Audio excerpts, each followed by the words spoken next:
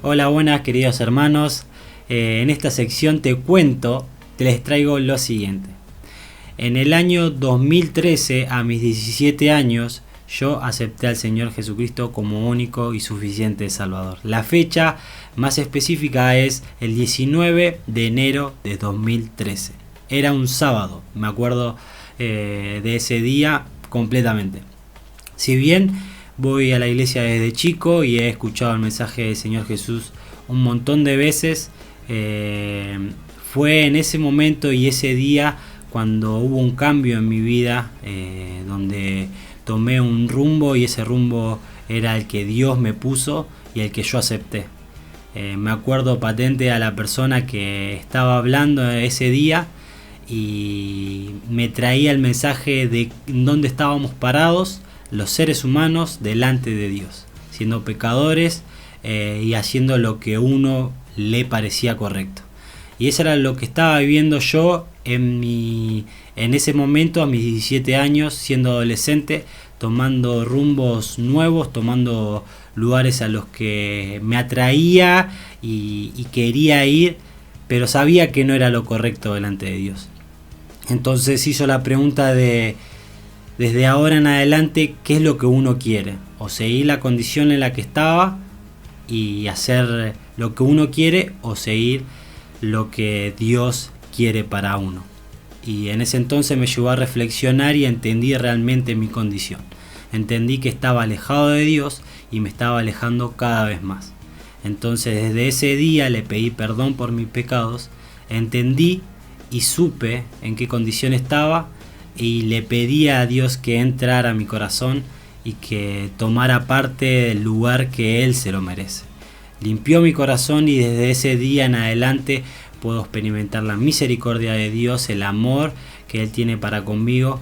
Si bien todos los días es una lucha constante de poder querer y constante seguir a Dios, hasta el día de hoy puedo ver su misericordia que se extiende cada día.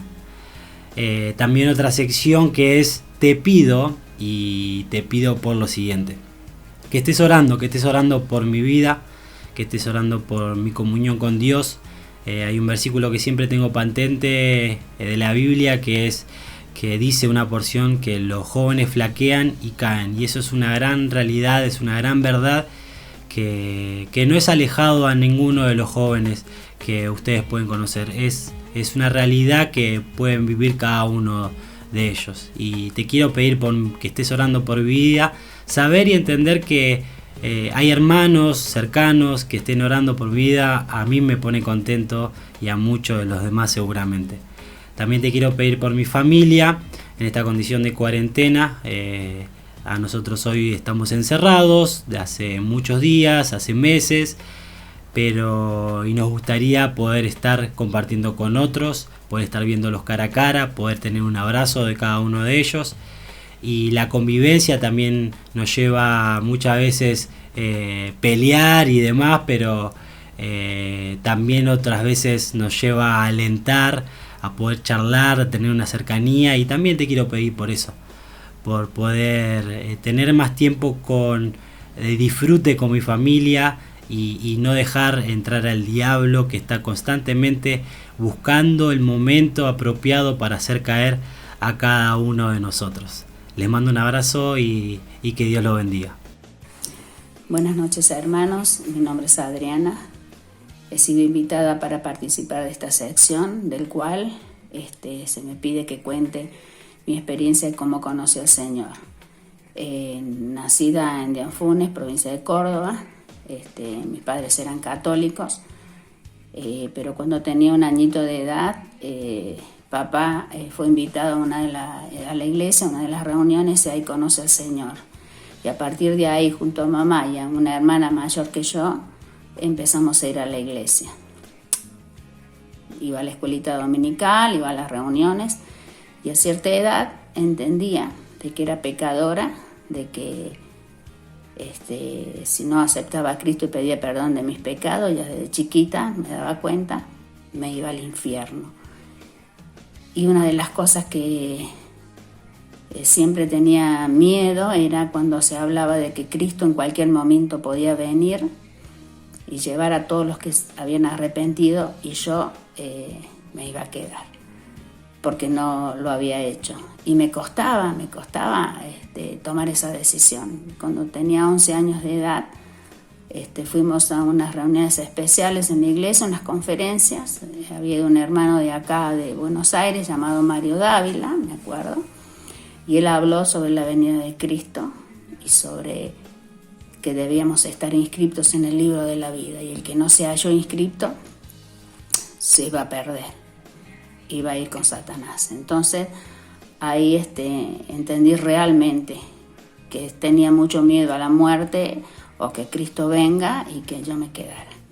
Así que cuando llegué a casa me arrodillé y le dije al Señor que me perdonara, que quería ir al cielo, que no quería tener más miedo de que si Él venía a quedarme.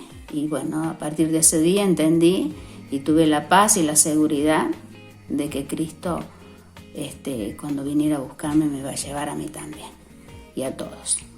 Pasaron de esto 46 años y todavía Cristo no vino, pero tengo la seguridad y feliz de haberle conocido y haber seguido sus caminos. Con mis defectos y mis virtudes, sé que el Señor me ayuda y me ha acompañado hasta el día de hoy. Y siempre en mi corazón he llevado este texto que está aquí en Santiago, capítulo 1, versículo 18, que dice que Él, de su voluntad, nos hizo nacer por la palabra de verdad, para que seamos primicias de sus criaturas. Y procurar siempre llevar una vida que le honre y que le agrade a Él en todo. Así que este es mi testimonio, con muchos detalles más, pero en definitiva a los 11 años le conocí a Él, le acepté en mi corazón. Un motivo de oración por nuestro país, para que podamos salir adelante, y fundamentalmente por nuestro jardincito, que es de gran testimonio en el barrio y en la iglesia, que es parte de la obra de la iglesia nuestra. Así que más que todo por el jardincito, que podamos orar para que se pueda reanudar todo y que podamos seguir como estábamos antes. Bueno, buenas noches y bendiciones para todos.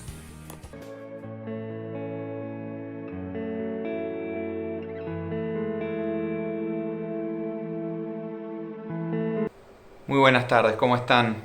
Qué bueno que es que podamos estar conectados de esta manera una vez más. Podemos apartar este tiempo en la semana y juntos ir a la Biblia nuevamente. La verdad es que somos conscientes de lo necesario que es para nosotros estar en oración juntos como iglesia y estar buscando la dirección de Dios en su palabra. Hace una semana atrás Rubén compartía con nosotros el cierre, los últimos versículos de la carta de Pablo a los romanos. Nos tomamos un tiempo para recorrer esta carta juntos. Y Rubén la semana pasada nos mencionaba una serie de capítulos o de pasajes desde el capítulo 1 hasta llegar al capítulo 16, recorriendo distintas porciones, distintos pasajes que realmente para nosotros son muy frescos, ¿no? muy destacables de esta carta que escribe Pablo, y qué bien que nos hacía recorrerla así, de esa manera. La intención de hoy es de alguna manera darle un cierre a esto, pero digo de alguna manera porque también hacia el final vamos a mencionar algo que en realidad se termina abriendo, o una puerta que queremos dejar abierta.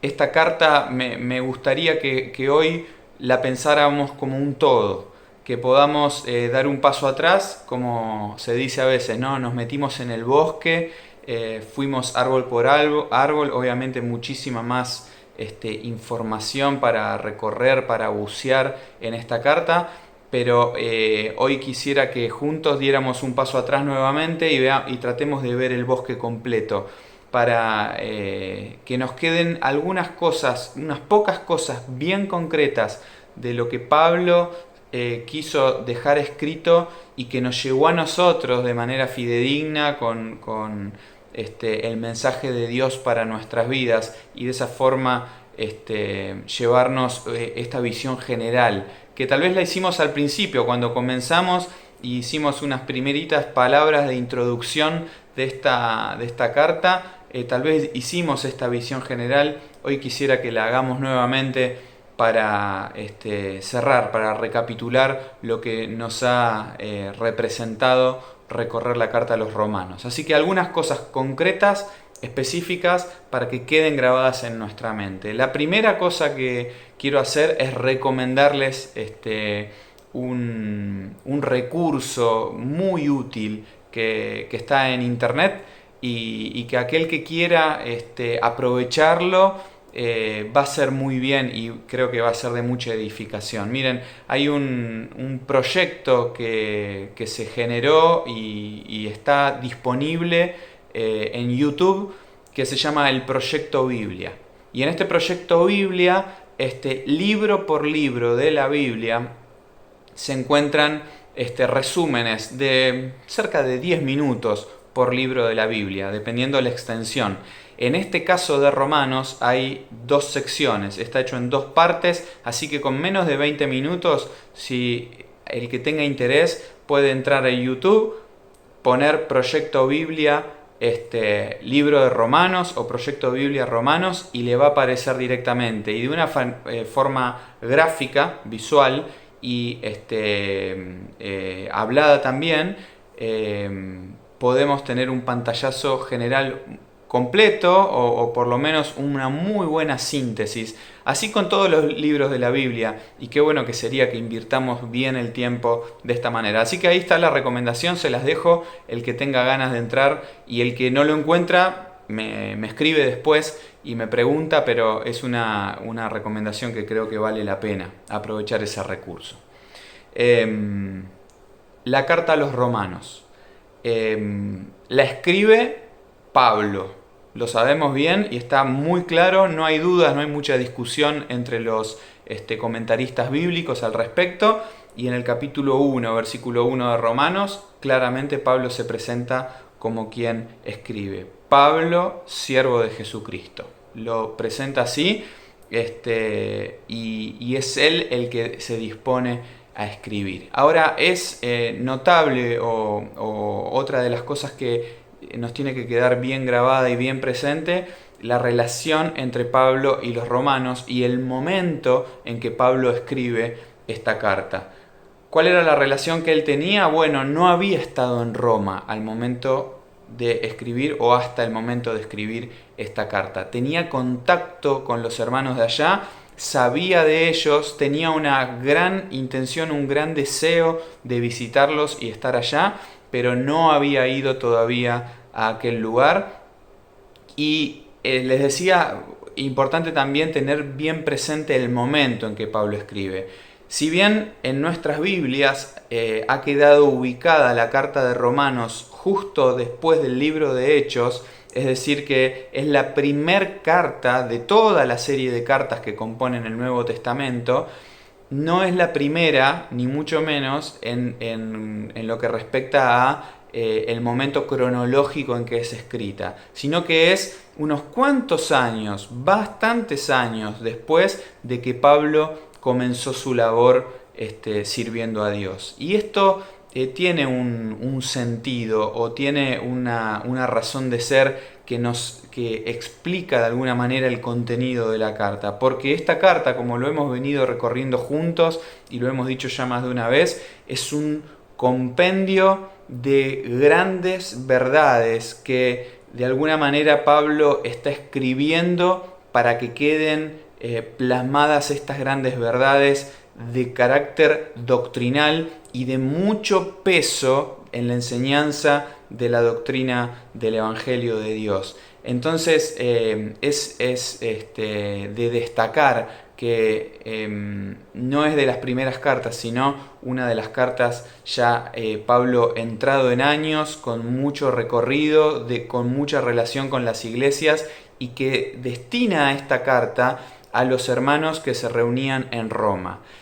Y otro hecho bien concreto a destacar y que nos tiene que quedar presente, y creo que lo hemos ido recorriendo a la medida que fuimos estudiando la carta, es que la congregación allí en Roma estaba sin lugar a dudas compuesta por hermanos, por cristianos que tenían procedencia judía, cristianos de origen judío, y un grupo también de cristianos que no eran de origen judío, sino eran de origen gentil, como se los menciona en la Biblia. Los gentiles son los que no formaban parte del pueblo judío, del pueblo escogido por Dios, del cual se habla de manera muy concreta en el Antiguo Testamento. Y esta carta de Romanos viene a, de alguna manera, traer un mensaje para ambos grupos que aparentemente en la iglesia de Roma podría haber sucedido algunos desentendimientos, algunas diferencias entre ambos grupos por lo que pensaban unos y lo que pensaban los otros. Y en la carta se empiezan a mencionar algunas referencias a estos grupos como los débiles y los fuertes. ¿Se acuerdan que habíamos mencionado en algún punto de la carta? Y está un poco apuntando a estos grupos, simplificando, ¿no? Lo que Pablo quería decir. Pero entonces nos encontramos con una carta con estas características, escrita y dirigida en ese momento y a estos hermanos, y con esta búsqueda. Y pareciera que, para que nos quede muy claro en la mente, la carta se compone de una introducción, de 3 secciones bien importantes y diferenciadas entre sí, y de una conclusión.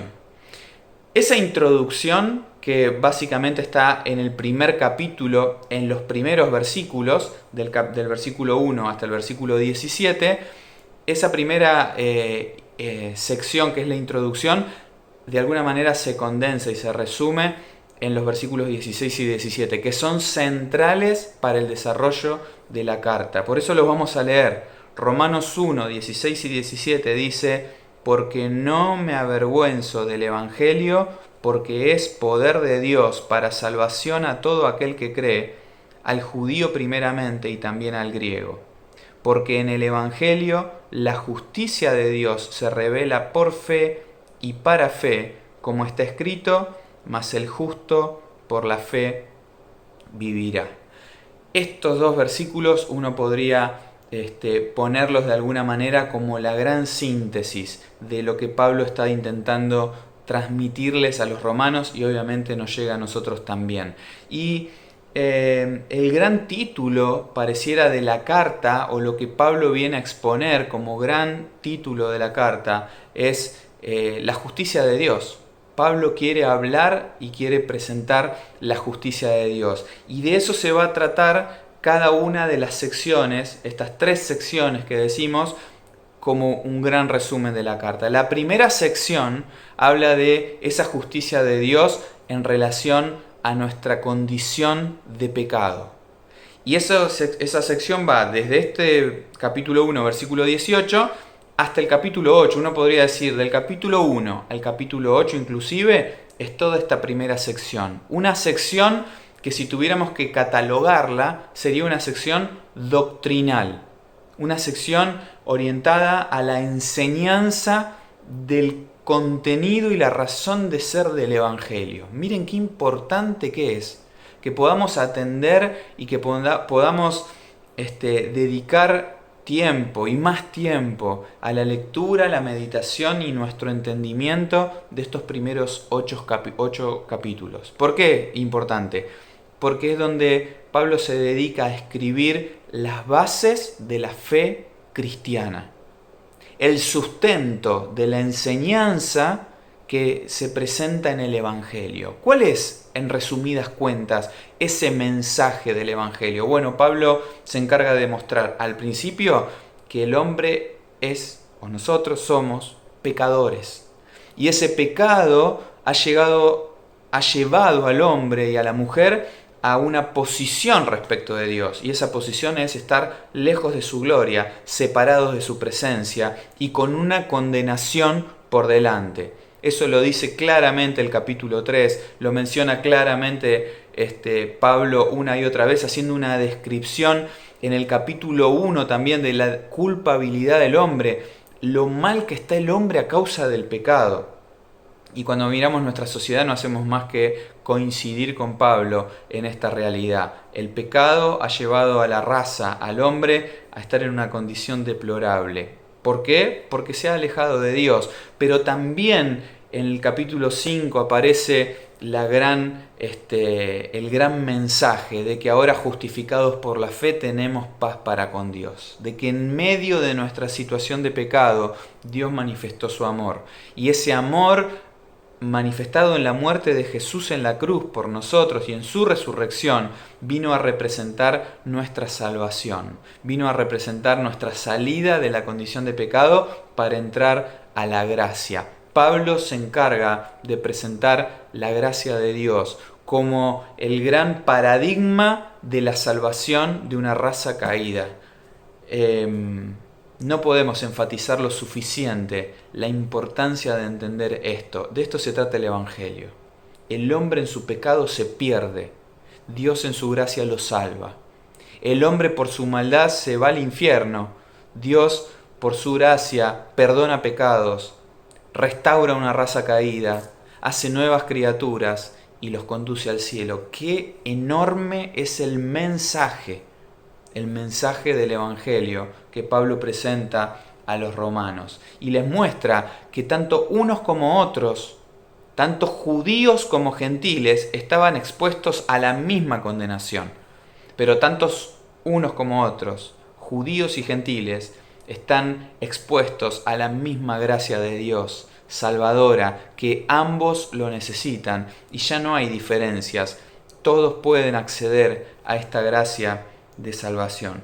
Por eso en el segundo gran bloque de la carta, que son los capítulos 9, 10 y 11, Pablo se encarga de hablar de lo que algunos comentaristas lo llaman el enfoque dispensacional de la carta. ¿Qué significa esto de dispensacional? Viene a hablar de la posición del verdadero pueblo de Dios. ¿Qué pasó entonces ahora que ya no está esta diferencia y ahora que Dios ha abierto las puertas de la salvación para todos? ¿Qué pasó con aquel pueblo escogido desde la antigüedad, el pueblo de Israel? ¿Ha perdido entonces sus privilegios? ¿Ha perdido la posibilidad de ser salvo?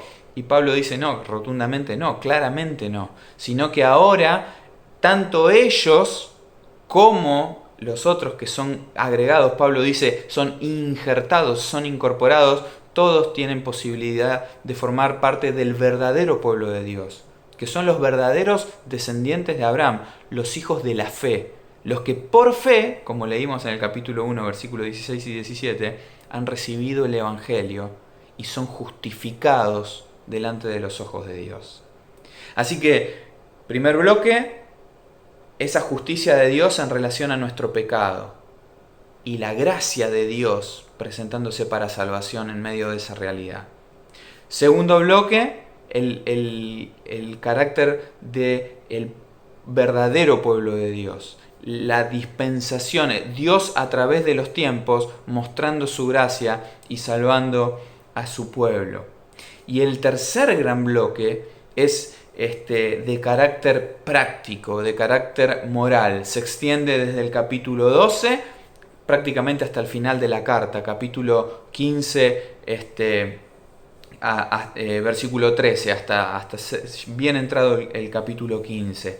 Y esta tercera sección tiene que ver con la vida cotidiana del cristiano.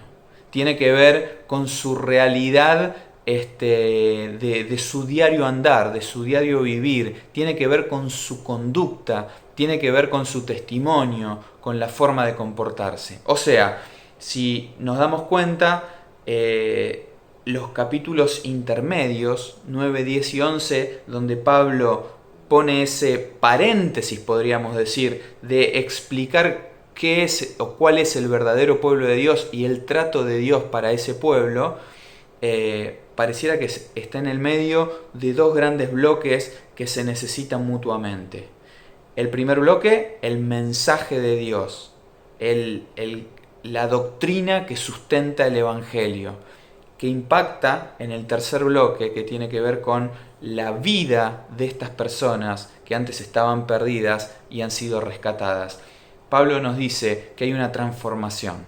Pablo nos dice que hay un cambio, que el Evangelio no es un concepto filosófico o una doctrina en sí misma que ahí termina, sino que al ser aplicado en una vida que recibe ese mensaje poderoso, ese mensaje que es poder de Dios para salvación a todo aquel que cree, justamente esa vida es transformada de tal manera que ahora cambia su conducta. Y en esa sección Pablo habla de el comportamiento de este grupo de personas rescatados por la gracia de Dios en medio de la iglesia, con sus hermanos en la fe, en medio de la sociedad, del mundo en el que viven, su carácter de ciudadano, su carácter social, y en su relación con el Estado. ¿Se acuerdan que habíamos visto capítulo 13, capítulo 14, refiriéndose a la relación del cristiano con el gobierno de turno, en su carácter cívico, civil, en medio del mundo en el que está? Así que son importantes mutuamente. Es importante para el concepto del mensaje, de la doctrina, de ese primer bloque, es importante pensar que hay un efecto sobre la vida de aquellos que lo reciben, que realmente tiene un carácter práctico, que es experimental y que impacta en la vida de una manera visible, evidente. Que no se queda en lo abstracto de una enseñanza o una filosofía de vida, sino que realmente impacta en ese carácter de vida. Pero de manera recíproca también es importante, porque una vida que se conduce sin una razón de ser, es decir, sin un sustento que valide esa forma de vivir, entonces pierde sentido. Es una vida que no tiene soporte, no tiene sustento. Pero la vida del cristiano se sustenta, se apoya en el mensaje del Evangelio. El tercer bloque se apoya en el primero y es necesario tanto el uno como el otro. No es más importante el uno que el otro. Ambos van de la mano. La enseñanza, el mensaje del Evangelio y la vida, la conducta de aquellos que han creído en el Evangelio. Se necesitan mutuamente. Y nosotros necesitamos investigar, estudiar, analizar y entender ambas cosas. En nuestra vida necesitamos ese recordatorio continuo del mensaje del Evangelio, que nos ayude, como escuchábamos el domingo, ¿se acuerdan? Que nos ayude a recordar continuamente qué pasó en nuestra vida, cuál era nuestra realidad antes de Cristo, ¿y cuál vino a ser nuestra realidad después de conocerlo?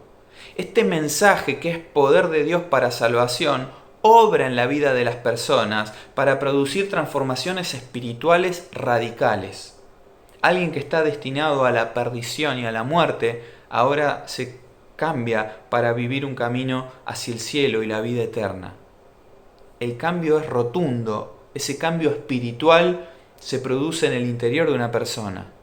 Pero tan importante como ese sustento y esa enseñanza que recibimos es ver que eso produce un fruto visible y evidente en la conducta de las personas. Por eso les decía al principio que concluimos así este estudio o este recorrido que hemos hecho por la carta de Romanos, pero dejando una puerta abierta. Miren, cuando estudiamos el capítulo 12 de Romanos, en un solo mensaje tratamos de compilar, aquellos que lo pudieron ver se acordarán, tratamos de compilar un montón de enseñanzas prácticas que Pablo se encarga de decir una tras de otra. Pareciera una batería de cosas una tras de otra que Pablo habla y les muestra a estos cristianos de Roma que eran las evidencias de una vida que había sido impactada y transformada por el Evangelio. Bueno, la intención es que en unos miércoles más, que nos tomemos unos miércoles más para juntos recorrer eso más detenidamente. Vamos a ir paso a paso en ese capítulo 12 y vamos a tratar de entender cuál es ese carácter que Dios espera y que es posible que los cristianos que tengamos incorporados a nuestra vida, que sean nuestra realidad, que se alejan totalmente de lo que era una conducta pecaminosa y de maldad y se acercan al ideal, al modelo que Dios espera de nosotros. Esa es la propuesta para los miércoles que siguen, que juntos podamos ver cuál es la conducta práctica, clara, evidente en la vida de un cristiano y que podamos pensar, ver hacia nosotros cómo está nuestra vida y modificar aquello o empezar a andar ese camino que es posible de la mano de Dios. Termina, ¿se acuerdan? La carta con la conclusión del capítulo 15, versículo 14 hasta el final, capítulo 16. Pablo se encarga de saludar a un montón de hermanos, hacer referencia a un montón de personas de ahí de Roma y dejar en evidencia que esta gran congregación, este gran grupo de cristianos se componía de un montón de condimentos diferentes, con diferentes cualidades, diferentes capacidades, pero todos juntos y formando parte de una misma comunidad de fe, de un mismo cuerpo, de un mismo grupo que unánime camina en este sendero de la vida cristiana hasta que el Señor nos venga a buscar. Nosotros también estamos en la misma situación. Esta carta es para nosotros y tiene ese peso importante y fundamental para nuestra vida. Y ojalá la podamos tomar así, como iglesia en Villa Bonich, que podamos vivirla y tratar de hacerla nuestra, una realidad necesaria. Se necesita un mensaje sólido, fuerte, que sustente una vida de bendición y una vida de victoria.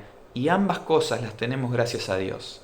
Él proveyó el Evangelio y Él provee la transformación necesaria para que nuestras vidas sean así. Ojalá que andemos este camino de esta manera y vamos a ser grandemente bendecidos por Dios. Y ojalá que como grandes personajes en la historia de la iglesia buscaron y encontraron en esta carta de Romanos sus enseñanzas y las abrazaron para poder vivir el verdadero cristianismo, ojalá nosotros también sigamos indagando cada vez más en este mensaje, en este evangelio que es poder de Dios y del que no nos avergonzamos ni un poco, porque es poder de Dios para salvación. Nos ha salvado a nosotros y es para salvación de todo aquel que cree. Que el Señor nos bendiga, que podamos entonces juntos continuar nuestro estudio, nuestro repaso y nuestro énfasis en la carta de Romanos para bendición de nuestras vidas y para transformación también, para la gloria de Dios. El Señor nos bendiga.